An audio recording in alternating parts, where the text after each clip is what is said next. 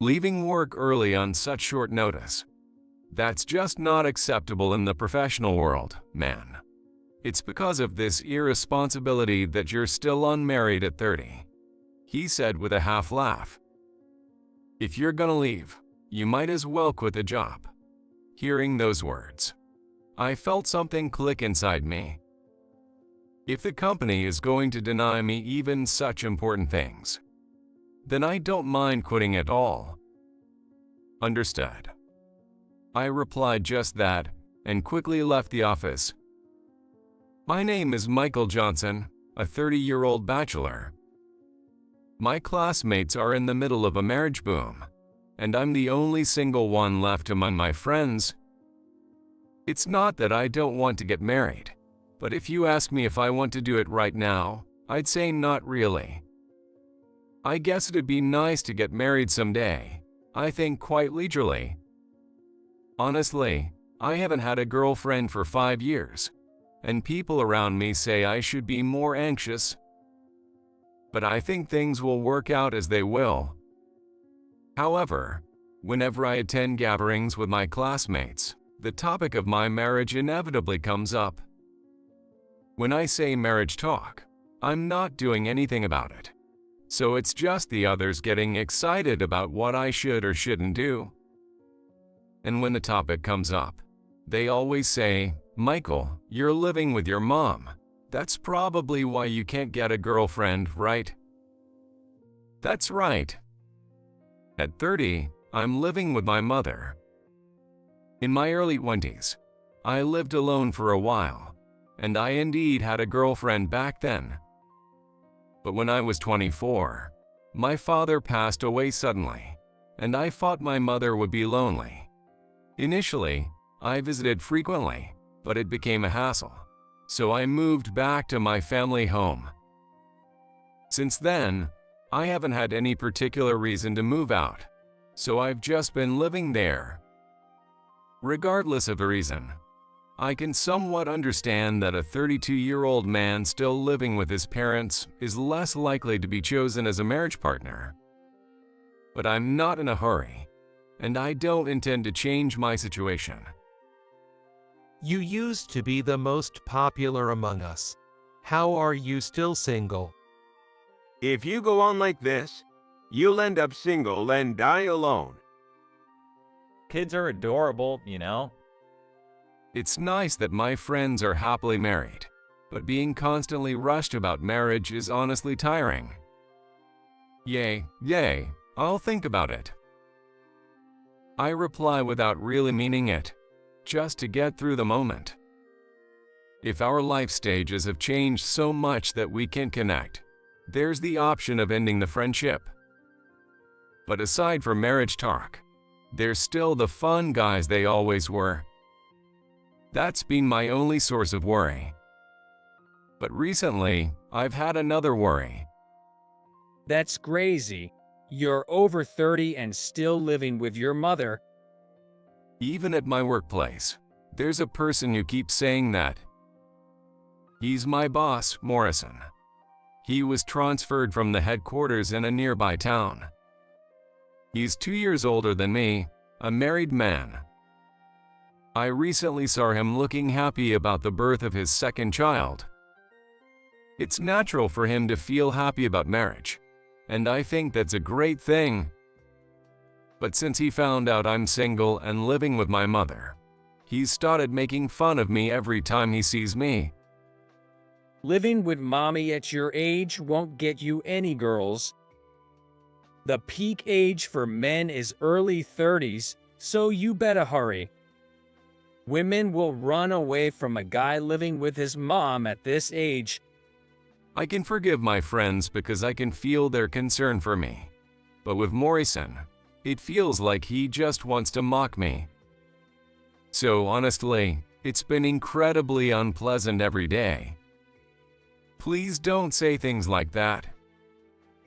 I respond vaguely since he's my boss, but it's stressful to deal with this repeatedly.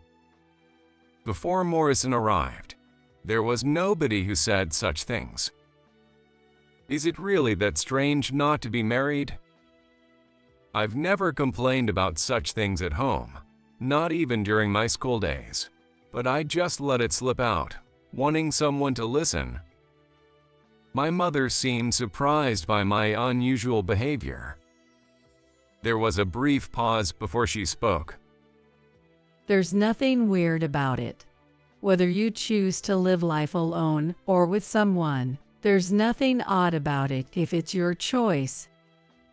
I sort of knew she would say that, but maybe it was a bit underhanded of me to complain to her, knowing she'd understand. I haven't decided to live alone or anything. I just don't feel like getting married or looking for a partner right now. I think it'd be nice if I felt that way someday. Is that too naive? Mom put down the teacup and chopsticks she was holding and responded. There's nothing wrong with being naive. Whatever you feel, when you meet someone who you think is the one, it will naturally happen. Whether it's naive or not, it doesn't really matter. I remember Mom saying that she and Dad fell in love at first sight and got married. I would have already been born when they were my age.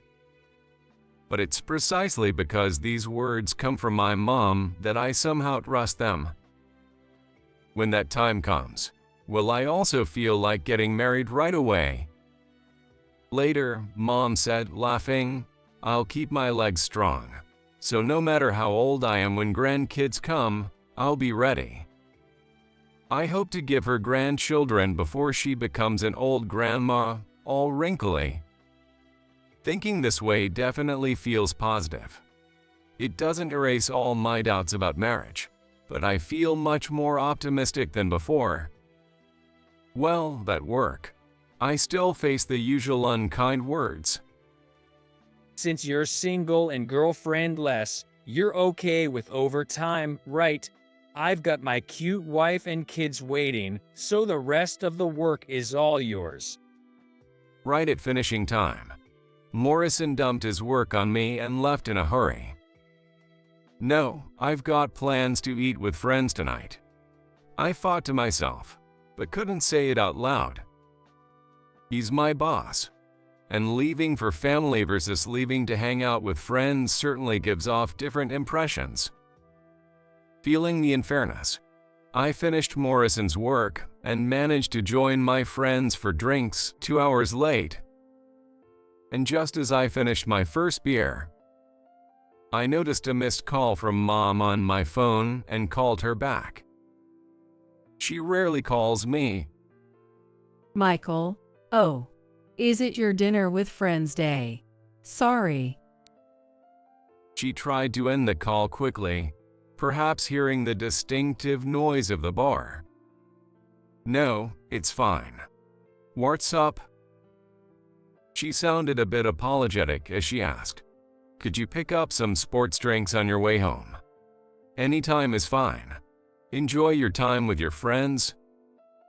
Mom isn't particularly fond of sports drinks, and since the convenience store isn't that far, asking me to get them could only mean she's not feeling well.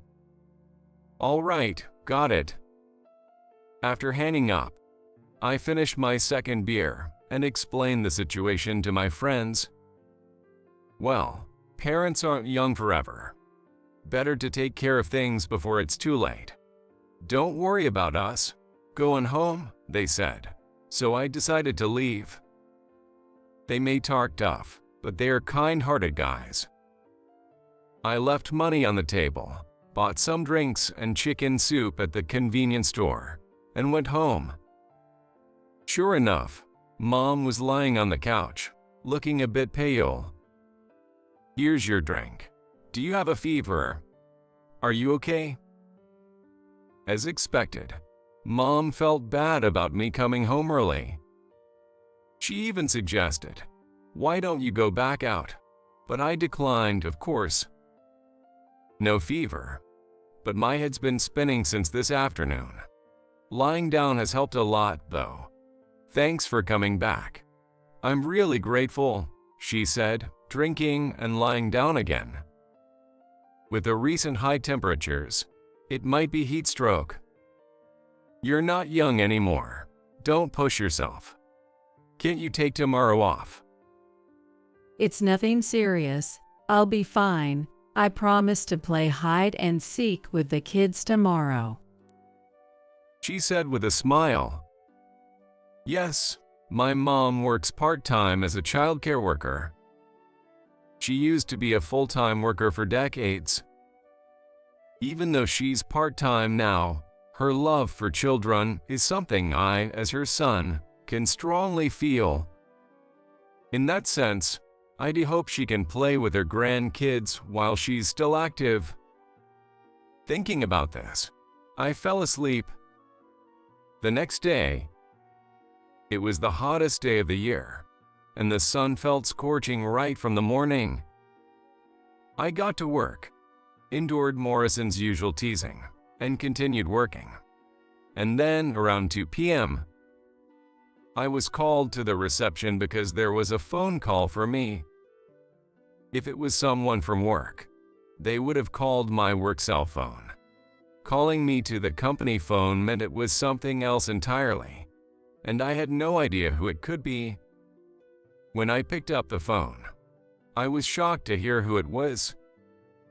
This is Nurse Harris from the General Hospital. A call from a nurse is never a good sign. My heart started racing as I listened. Apparently, my mom had been rushed to the hospital with severe heat stroke, and she was unconscious. I quickly returned to my office to inform my boss and leave early. But almost all the higher-ups were out, and the only one there was Morrison. I didn't have time to hesitate, so I told him, "My mom's been rushed to the hospital with heat stroke. I need to leave early, please." I knew I was leaving work in a bind, but with my mom in critical condition, I thought there was no way they'd refuse. But Morrison just half laughed and said, "Leaving work early on such short notice? That's just not acceptable in the professional world, man. It's because of this irresponsibility that you're still unmarried at 30. It wasn't a laughing matter, and anyone would leave early if a close family member was in critical condition. I couldn't believe he was bringing marriage into it again. I just got a call from the hospital. I'll make up for the inconvenience later." I pleaded. Come on, it's just heat stroke, right? That's not gonna kill anyone. I wish you wouldn't bring your love for mommy into work. I was at a loss for words. I wasn't a mama's boy. Anyone would rush to the hospital if their mother was critically ill. Sorry, I don't have time for this. Seeing I was getting nowhere with him, I attempted to just leave, but Morrison half laughed and said, If you're gonna leave, you might as well quit the job. Hearing those words, something inside me snapped. If the company was going to deny me even such important things, then I don't mind quitting at all. Understood. I replied just that and quickly left the office. I didn't look back to see what Morrison's reaction was. When I arrived at the hospital the nurse had told me about, my mom's condition had stabilized and she was resting in a regular room. She was connected to a large 4, looking very frail. When I identified myself as her son, the nurse and doctor briefly explained her condition to me. On the way back from dropping off a kid at their house, they found no one home. The child didn't have a key and couldn't get in, so my mom decided to wait with the child in front of the house. The bus was supposed to come back after dropping off other kids, but it got delayed in traffic, and my mom and the child ended up sitting outside for over an hour. The child was fine, having used an ice pack from their lunchbox and drinking water, but my mom collapsed just as the bus returned. The daycare staff came to visit and apologize, and later the child and their parent also came. They said my mom would be fine, so I tried to handle everything calmly and sat next to her bed once the visitors had left. Looking at my mom lying in the bed, I realized how much she had aged, though she was always so energetic. The wrinkles around her eyes, which weren't there a few years ago, made my heart ache. I stayed until visiting hours ended at 6 p.m., but she didn't wake up. The doctor said not to worry, but I was still quite concerned. I hoped she would wake up tomorrow. Thinking this, I got home and was blankly staring at the sofa when the doorbell rang. For a moment, I wondered if I was hearing things out of worry for my mom. But the intercom was lit, so I responded, yes. To my surprise, the screen showed an unexpected visitor. Morrison. I knew he could find my address through the company, but I had no idea why he would come. Was he here to taunt me, even at a time like this? Had my agreement to quitting been taken seriously? Reluctantly, I opened the door to find Morrison standing there with a woman holding a baby and a little girl, about kindergarten age. While Morrison looked somewhat embarrassed, the woman and girl bowed deeply, prompting me to bow in return. I hadn't been told anything, but they were probably Morrison's family. I wondered why Morrison would bring his family to my house. While I was increasingly puzzled, I invited them in anyway. I only have coffee. Thinking I should offer something, I said that, but his wife quickly responded, "No, please, we just came to apologize. Don't worry about it." So, we all sat on the sofa.